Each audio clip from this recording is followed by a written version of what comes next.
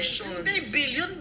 Dati may pagnanakaw naman. Bawat presidente may pagnanakaw naman. Lahat, yan sila. Niwala ba ako wala? Pero Pino. Dahil may hiya, di ba? Ito, mga walang hiya. Bongbong and Martin did not anticipate the hand of God. Nagbaha. Kita ng mga tao, sakita ngayon ng mga tao, bilyong pera nakalatag sa mesa ng DPWH. Habang ang mga tao halos maka-earn lang ng 30 pesos pagbebenta ng kung ano-ano para makabili lang ng bigas. Pag naririnig mo yung amounts, the house... Ako agree ako dun na wala namang gobyerno na walang corruption or nagnakaw. I mean, I believe even in the time of PRRD, meron. Pero yung sinabi dito ni Attorney Guanzon, yung magnitude, the level of corruption at pagnanakaw, hinigitan pa ang tatay. Kasi ito, 3 years pa lang nakita natin. I mean, you could imagine yung tatay, at least in 21 years, may mga infrastructures. Ito, saan ka nakakita? Panay lang ang punta sa inauguration, groundbreaking kuno, pero wala naman tayong nakikita. Either that is the after residue or remnants ng former administration, yung proyekto na yan. Wala ka talaga makikita. Sobrang sabi nga ni Attorney Guanzon, pinong-pino yung dating korupsyon. Pero ito, grabe. Kung wala lang yung yung sinabi niya na hands of God, wherein sinabi niya 5,500 flood control ang natapos na, pero finact-check siya ng natural calamity, biglang binaha, biglang nag-flood, biglang nagpakita ang Diyos ng kanyang kasinungalingan. Hindi natin malalaman yan. Hindi siya magsasabi ng mahiya naman kayo, kaya yung mahiya naman kayo, para yan kay Bongbong Marcos. Ikaw, sir. Kagabi, nagkausap kami ni, although marami kami pinag-usapan. Nagkita kami kagabi ni Mayor Baste.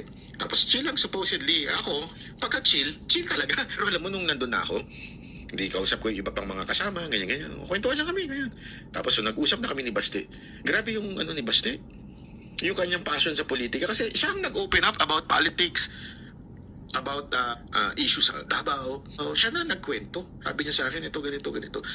At alam mo, sabi ko nga sa inyo, isang bagay na ako kasi sinabi ko sa kanya ito. At siya din naniniwala naman din. Sabi ko sa kanya, alam mo Mayor, meron lang ako sanang isang gustong sabihin sa'yo. Sabi ko sa kanya, alam mo ito Mayor ako kasi ibang pakiramdam ko. If there is one thing that I really delicate si VP Sara Duterte, nababasa ko. Hindi ito manghuhula Nababasa ko sa mga sitwasyon. Bakit kanyo? They did everything. Yung persecution sa mga kaalyado, si Pastor, si Pangulong Duterte, ikaw, kay OJC, at kung sino-sino pang pinapersecute na politician, ang talagang bottom line yan, to make sure pilay si VP Sara Duterte sa 2028 election. Yun lang. That's the only reason kung bakit nangyayari itong mga ito. Gusto nilang pilayin si VP Sara Duterte sa 2028 election. Talagang they would do everything to destroy the person. Yan ang totoo po. Kaya nga sabi ko sa kanya, Mayor, kung ito lang ingatan niyo si VP Sara Duterte. Delikado siya. Kagabi nagkausap kami ni... Hindi, ako agree ako dito. Nasabi ko rin naman sa isa sa ating vlogs na ang plano talaga nila, hindi lang si VP. Lahat, including yung nasa paligid ni VP. Nakita nyo ngayon, recently, si Senator Bongo, Senator Bato, tapos yung lahat, yung nasa minority din.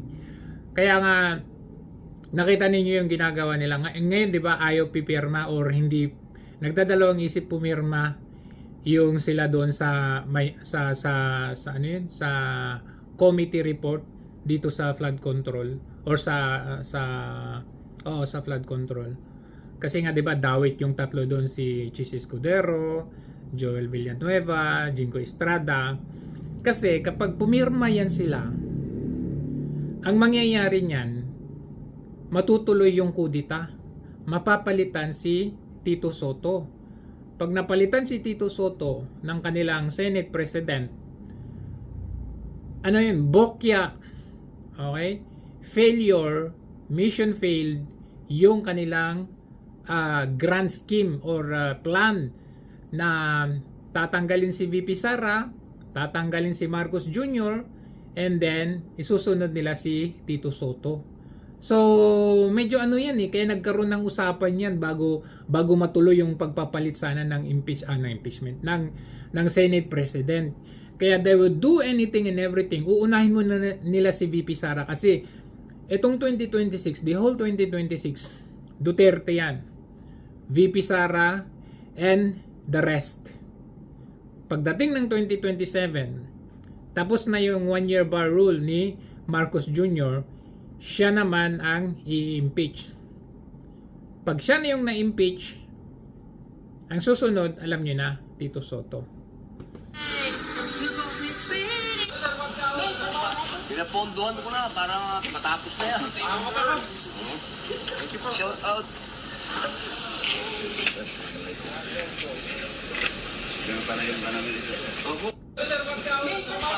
Ito yung kailangan talaga ng taong bayan. Wala sa salita, hindi masyadong nagsasalita, pero sa likod niyan ay tumutulong.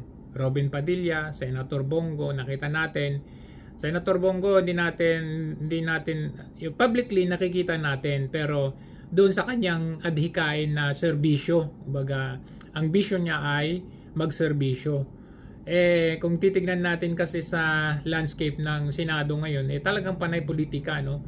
So in contrast with this, together with Senator Robin Padilla, huwag ka naman kasing dumikit-dikit kay Torre, Senator Padilla, kasi nakakasira. Ikaw ba naman ang Torre na yan yung nagsabing hihilain ko yan, di ba? But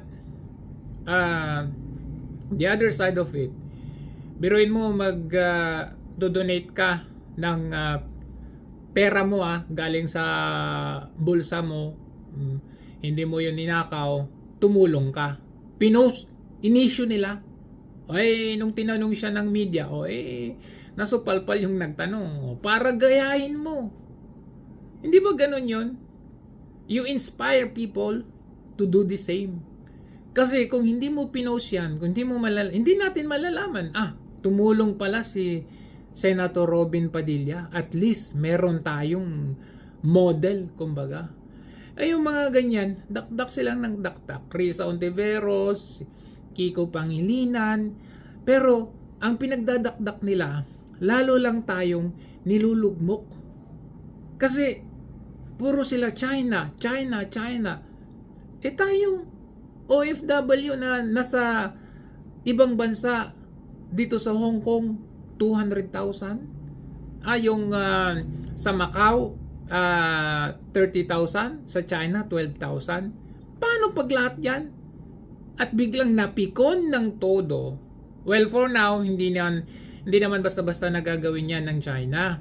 Kasi syempre, economically, kailangan din naman nila. Pero, first world yan Second, powerful country yan. And maybe, siya na yung mas powerful ngayon kasi kung i-compare mo yung China sa US ngayon, New York to Beijing and Shanghai, nothing can be compared on both cities na yan. Pero dahil sila ay big country, kaya nila. Marami yan silang mga paraan. Kung halimbawa ang US nga nagawa nila yung tariff war, kaya din ng China. Pag napikon yan, China na yan, ayawan ko na lang kung saan tayo pupulutin. Yun yung point nun.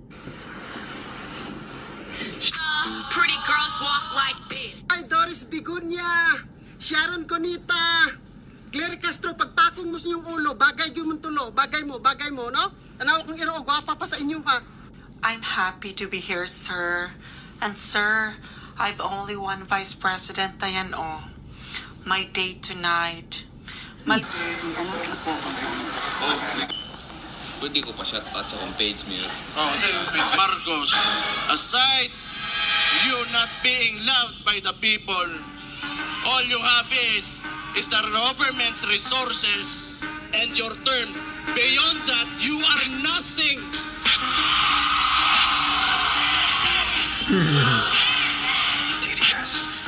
Kani. VP Sara, why is thrilling init kaayo ang dugo sa Oh yeah, how long have you been in the Pilipinas? 1 year. May kinatatakutan po ba kayo? Diyos, scared of God, man. Thou shalt not steal and pretend that you don't. Amendment ko lang po yun kay Moses. Okay. So, ang ano ko lang, ma'am, is, sabi nila, ganyan-ganyan. Oh, I'm very compassionate. I'm very affectionate.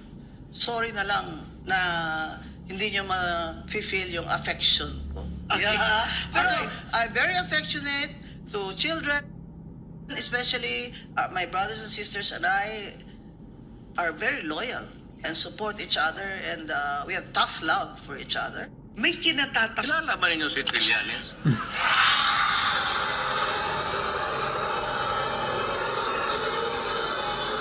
Di ba nagrebelde? Diyan sa Makati, nagwarawara ng mga baril. Nagmarcha doon, inagaw yung peninsula na hotel. Nagbaraki doon. Pagdating ng pulis, ang mga duwag ng bulol, nagsurrender ka agad. Tapos naging Ganyan sila kaduwag.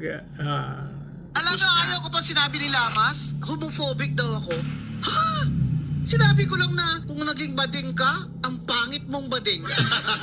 Totoo naman. Homophobic na lang ako. Aba, ang ladlad. Eh, alam nila ang stance ko dyan sa Soji. May nag-text mo sa akin ng mga educated leaders of the gay community. Ako ang homophobic.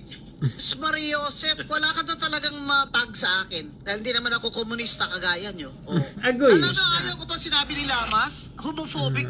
Kung malampasan niya yung milestone Matatapos niya. sa nakita ko Miss Cornelius po.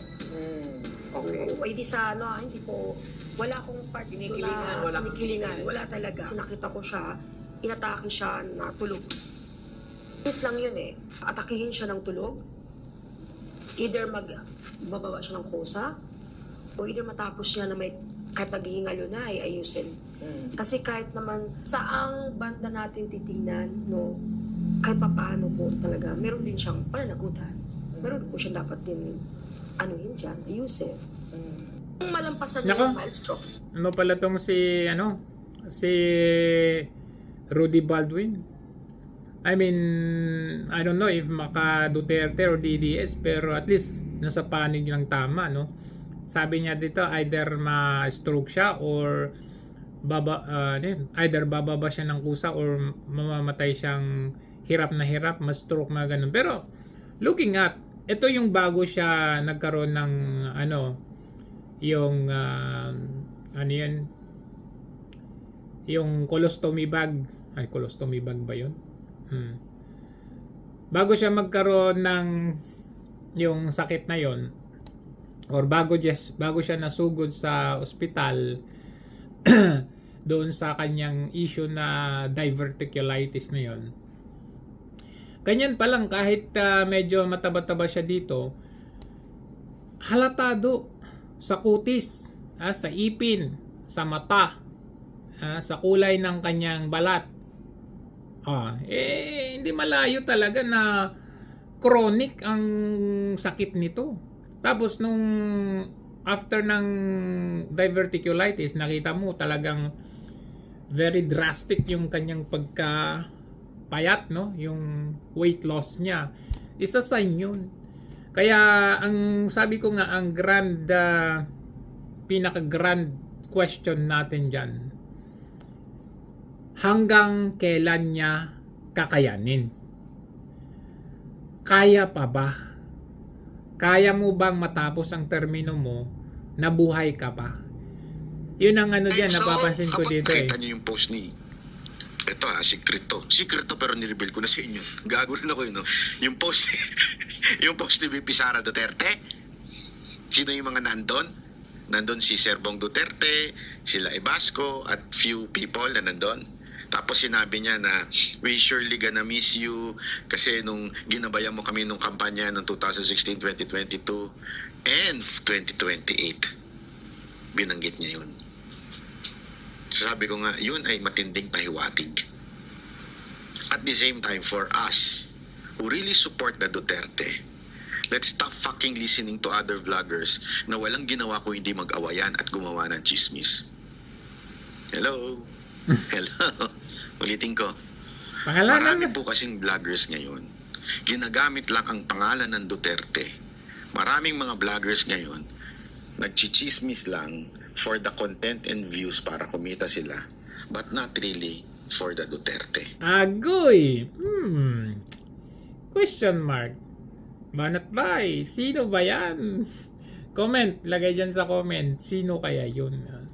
May mga nagsasabi, may mga comments dito kay Banat Bay. Pangalanan mo na! Ayan. Pero kung ako, maiisip ko, mahalata naman natin, makikita naman natin kung sino yung nagpapalabas lang. Alam niyo ito, obserbahan niyo kasi yung mga nilalabas nila.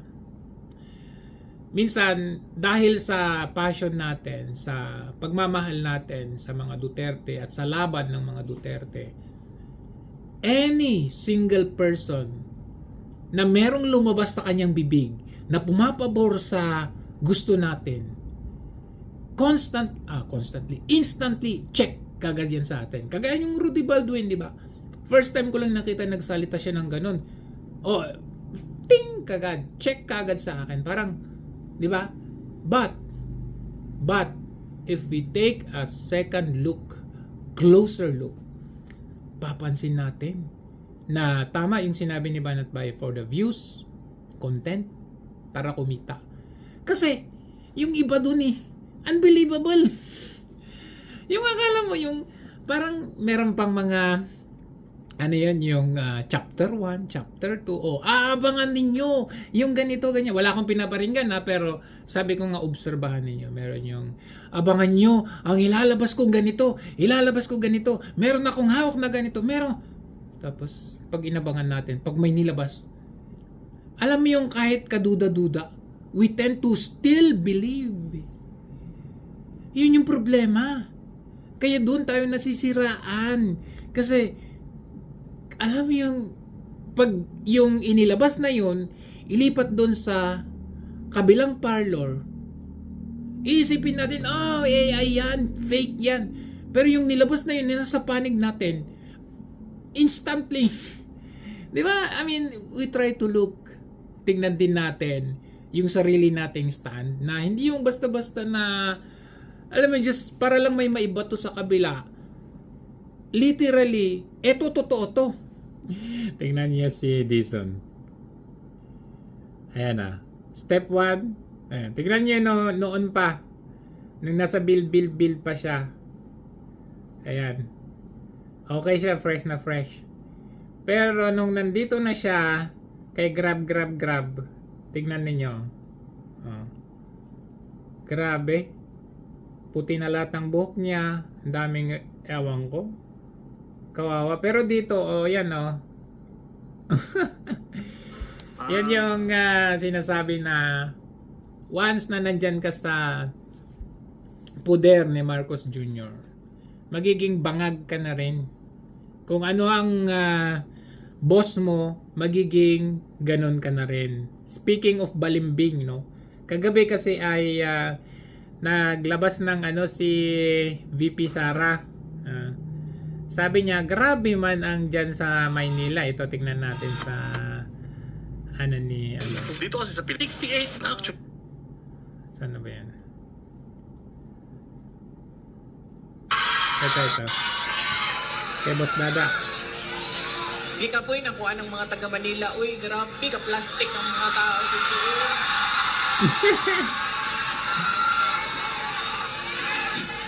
Kapoy yun. Okay. So, tignan natin, obserbahan natin, sino ba yung, walang pinangalanan, pero titignan natin, sino ba yung pinaringgan ni VP.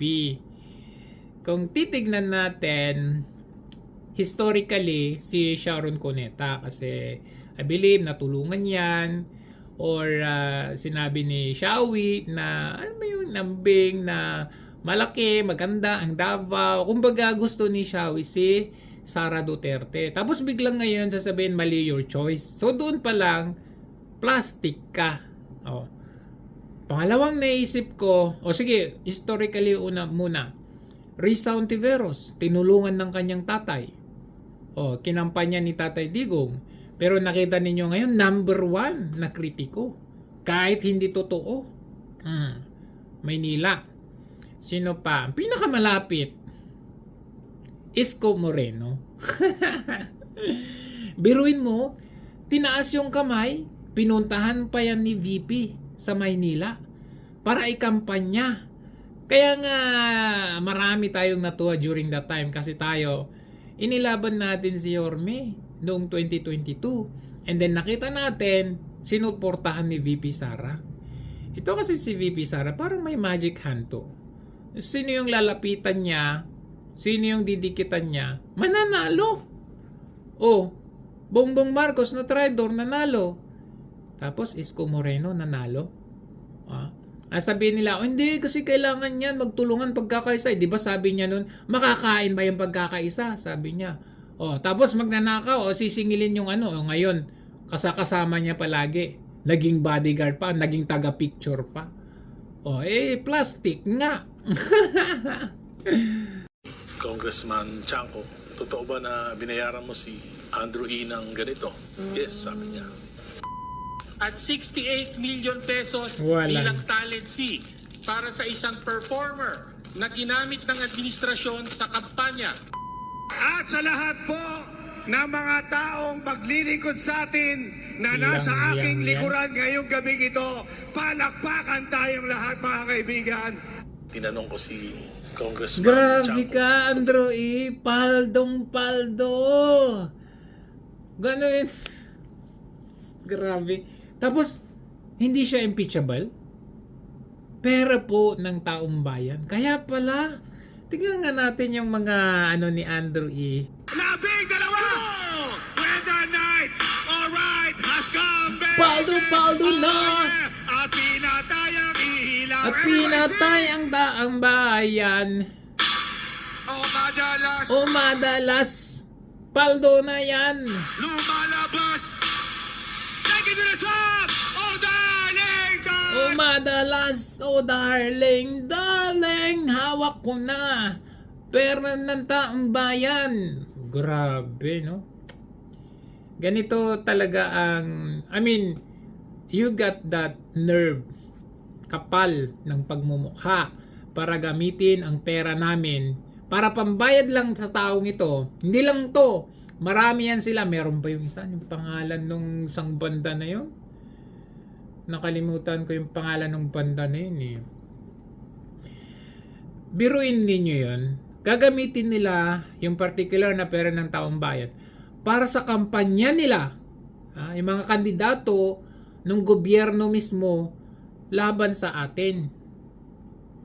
Paano naman kami? Yung PDP or yung mga ibang partida, kasi ito sila, may pera na sila. Tapos tayo, kawawa. Pero alam nyo, hindi natutulog ang Diyos. Kasi kahit ginamit ang pera natin, hindi hinayaan ng Diyos na makapasok ang mga literal na mga kurap na ito.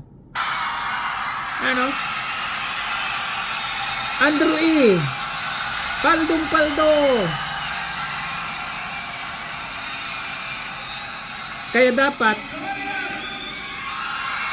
dapat guys, sa susunod na eleksyon, pag nakita natin si Andrew E. at yung mga ibang mga talents na mga ganito, alam na natin na may bayad ang mga to. At ang tanungin natin, saan kinuha ang bayad na yan para sa kanila? Kasi mahirap na, pera natin yun eh. Body camera na ako, may lusot pa rin. Ito naman, Matutuwa ka rin sa kanila mga ayun sila eh. itong si Rimulya, sabi niya wala daw crime free na daw tayo, mababa na yung crime rate natin. Kailan ba yun? The other day may pinatay na dating beauty queen dyan sa may Isabela. Tapos ngayon lang may nakita kong viral na naman. Yung si ate bumibili ng bibingka ba yun? Biglang hinablot ng lalaking may hawak na baril. Hindi lang yun, kaliwat kanan, hindi na safe yung sa Pilipinas. Kumbaga ngayon kasi ang senaryo ngayon, takot. Ang mga takot ngayon ay yung mga inosente, wala namang ginagawang masama at nagko-contribute pa sa bayan. Nung panahon ni PRRD, ang mga takot, yung mga kriminal, yung mga gagawa ng kabalbalan. So, ang pinapalabas nila ngayon, grabe daw yung pamamaslang ng panahon ni PRRD, extrajudicial killing. Hindi natin justify yung extrajudicial killing, pero tingnan naman ninyo ngayon. I mean, nilalabas lang nila na extrajudicial killing, pero yung mga yan, halang ang kaluluwa ng mga yan. Pag hinuli mo yan, pag i-apprehend mo pa lang yung mga yan, lalaban yung mga yan. Kaya nagkakaroon sila ng killing. Kaya napapatay sila kasi lumalaban yung mga yan. Paano pag tayo, normal na tao, wala tayong baril, wala tayong panlaban, hindi tayo makakalaban. Gasasain na lang tayo, patayin na lang tayo, hindi tayo makakalaban. Kung mismong otoridad na may mga baril yan, nilalaban, lumalaban pa yan sila. Tayo pa kaya? Kaya yan yung very dangerous ngayon. Kasi tayo na walang kalaban-laban, ang kawawa. Sila, magkasama na sila, magkatuwang ang mga kriminal at yung gobyerno ngayon. Kasi yan ang gusto nila. Ganon sila ka-ipokrito at plastic. Pinaglalaban daw yung human rights, o ang karapatan ng taong bayan, walang patayan dapat, walang extrajudicial killing, drug war daw pwede basta walang pinapatay. Ha? Pwede ba yun? Walang yan walang mga awa, halang ang mga bituka ng mga yan. Kaya nilang gumanon ng walang habas. Tapos sasabihin ninyo, grabe nung panahon ni PRRD. Crime rate ngayon bumaba. Sino niloloko ninyo? Alam nyo kasi ganito yan Ang nangyayari ngayon, kaya merong suppression of freedom of expression ngayon. Kasi, nung panahon ni PRRD, ang dami, yung mga kagaya nila Trillanes, Risa Hontiveros, mismo nasa gobyerno din, ang talagang critical na bumabanat sa programa as estilo ni Tatay Digong. Pero mas marami tayong naniniwala kay Tatay Digong. Bakit? Kasi ramdam natin yung trabaho niya. Ramdam natin na safe tayo. Doon, umanga ako sa kanila. Tumahimik ka dyan, Remulla. Ramdam natin na dito sa ground, na tahimik, malaya tayo sa gabi, may curfew bagamat, kumbaga, alam mo yung everybody is just following the rules and regulation, law-abiding citizen, mga ganun. Nagsipagtaguan na at nawala na yung mga kriminal. Kumbaga ramdam natin kahit anong batikos nila Risa Hontiveros, paninira nila, naglalabas nila ng kung ano nung Bikoy video at kung ano-ano sila, pulong daw ganito, drug lord, mga ganon. Hindi tayo naniniwala. In fact, kawawa nga yung mga yan sa mga bashing natin. Bakit? Paano tayo maniniwala? Tayo nga nakakaramdam mismo. Ngayon, ang administrasyon na to, ngayon, in contrast, ang ginagawa nila, pinapalabas nila tayong fake news. Pinipigilan nila tayo na magsalita kasi kahit sabihin nila na bumaba yung crime rate, sabihin nila na ekonomiya natin tumaas, paano na tayo maniniwala sa kanila? Katakot-takot na bashing sa kanila, makikita mo sa Facebook reaction or sa social media reaction na hindi totoo kasi hindi nga natin ramdam. Yun yung difference, hindi natin ramdam. Nakikita natin na marami nabibiktima ng mga krimen, nagugutom ang taong bayan. Kaya kahit anong inilalabas nila, hindi tayo naniniwala. Nagsasalita tayo against them, binabash natin sila, pinipigilan naman tayo dun sa katotohanan na inilalabas natin. Yun yung big difference ng Duterte administration at ng administrasyon na ito. Kaya nga nung panahon ni PRRD, hinaharap ni PRRD yung mga na yan, kahit yung mga nagrarally dyan, hinaharap niya. Although, hindi na niya kailangan gawin yun. Ang ibig kong sabihin, hinahayaan niya lang yung mga yan. Yung mga rappler, kung anong sinasabi nila. Kasi, alam ni PRRD na marami tayo dito, ramdam natin kung ano yung ginagawa niya para sa taong bayan. Regardless kahit anong gawin at sabihin nila, ilabas nila sa kanilang social media. Napasar naman ng ABS-CBN. It is not because bumabati ko sila. Napasara ang ABS-CBN because ang dami nilang abusive or abuse of power. Yun yung difference. Kaya pag sinabing crime rate is down, Ulitin ko. sino maniniwala? Peke sa anumang bahagi ng Ang ano ko, sino kandidato nila? Trillanes is ng mamamayan ay ginawa nilang negosyo at ang kaban ng bayan ay tila personal nilang bangko. Ang mas masaklap, mismong makapangyarihang pamilya pa ang sangkot sa bulok na sistemang ito mula sa pinakamataas na posisyon ng pamahalaan sa First Lady. Speaking of Zaldico, saan na kaya si Zaldico? Sabi niya meron pa siya, marami pa siyang pasabog. Naku, itaga nyo sa bato. Pag naging presidente si Inday Sara, hindi yan makakalimot. Kristiyano yan. Pero sisiguraduhin niya na mabigyan ng katarungan, hindi lang kanya ang kung hindi ang buong sambayan ng Pilipino dahil ang ginawa nila kay Tatay Digong, linabag nila ang soberenya ng Pilipinas. Dahilan para talagang gagawin lahat din Inday Sara para mabigyan lahat tayo mga Pilipino ng katarungan dahil sa ginawa nila kay Tatay Digong. Yan ang ayaw na ayaw nilang mangyari. Ang pumalit si VP Sara bilang presidente ng Pilipinas. Kasi pag nangyari yan, patay ang kanilang kalakaran at hindi lang yun, lahat ng lumabag sa batas. Ito lumabag sa batas, hindi porke naging presidente siya, magiganti na lang siyang literal kagaya ng ginagawa ni Marcos Jr. ngayon. Lahat ng yan, mananagot sila sa batas. Nakita ninyo yung mga fina-file na kaso against sa administrasyon at sa mga alipores ngayon. Madismiss man yan ngayon, pero pagdating ng araw, lalabas ulit yan. Babalik yan. Kasi, pwede yan buhayin kasi nagkaroon ng abuse of power, authority sa panahon ngayon. Siyempre, i-dismiss nila yan kasi sila yung may hawak. Pero ibig sabihin yan, hindi naman sinasabi dito na pag naging presidente si VP Sara ay maghihiganti siyang literal.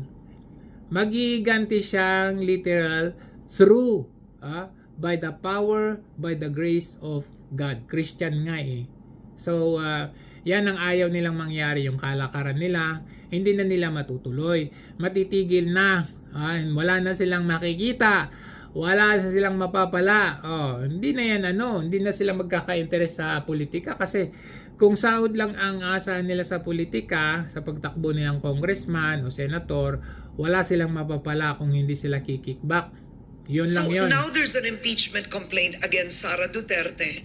Do you believe that she will be impeached in the lower house and it will get to the Senate? Of course. They're just moving according to a script. That's why I said that Congresswoman Luistro should resign as chair of that committee if she wants us to believe this Justice Committee. I mean, how can you be impartial? So now there's an impeachment complaint. Pero meron isang... Bakit ka nagbayad na hindi kami nag-flood control eh?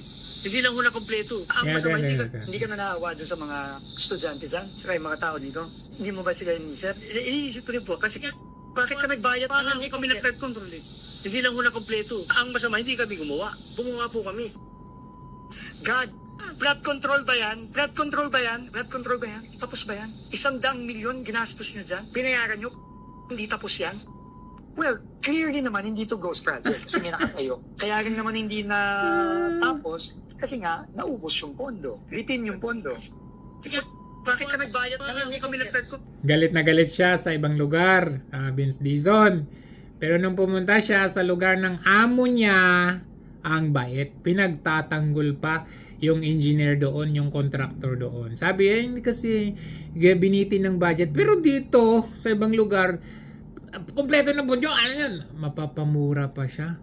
Ganyan ang klaseng katauhan meron. Hindi lang si Vince Dizon ang gobyerno ngayon. Iba yung sinasabi sa kanilang ginagawa. Kaya paano tayo maniniwala? This government, plastic, bastos, walang galang sa konstitusyon, abusado, korap, mga kriminal, utak kriminal, lahat meron ang gobyernong ito. Ang tanong natin kay Marcos Jr., matatapos mo ba ito? Na hindi ka maghihirap sa iyong sakit ngayon. Maaari ngayon, papublic ka ngayon pero hindi namin alam anong nangyayari sa iyo in private. Baka kasi syempre nakita natin yung nangyari sa kanyang tatay. Talagang tinago eh. Pero this time, wala kang may tatago kasi iba na yung age ngayon. The age ngayon, everything can be seen on social media, lahat na you cannot suppress them. Makikita at malalaman ng taong bayan. Ang tanong, hanggang kailan mo kakayanin, Marcos Jr.?